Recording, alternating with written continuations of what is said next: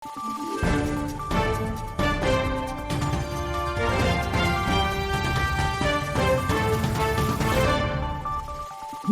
araw, Pilipinas! Ito ang Valiente News hatid sa inyo ng Office of the Vice President.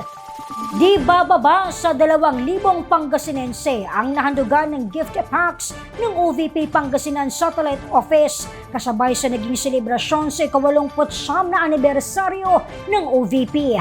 May mensahe naman si Vice President Inday Sara Duterte para sa ating mga kababayan sa Pangasinan.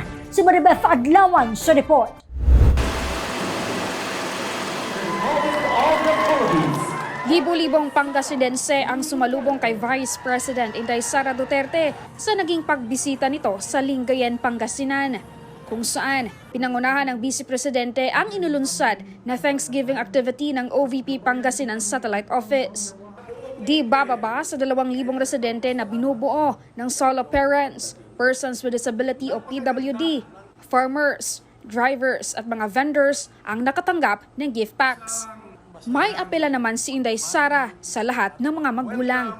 Na sa pag-uwi ninyo ay ipaintindi ninyo sa inyong mga anak, sa inyong mga apo, at sa kung sino man ang kabataan na nakapalibot sa inyo. Dahil kapag bata ka, hindi mo naman nakikita yon, kailangan yung mga may edad na dumaan sa hirap at naintindihan na nila ang buhay, ang magpapaintindi sa kanila kung ano yung pagbabago sa buhay nila na dala ng edukasyon. Kasabay ng Thanksgiving activity, namahagi rin ng pagbabago-bag si Inday Sara sa mahigit 200 na mga estudyante ng Samson Bengzon Elementary School.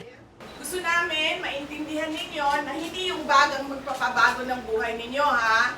Hindi yung bag ang magiging daan para kayo maging doktor, abogado, sundalo, lawyer.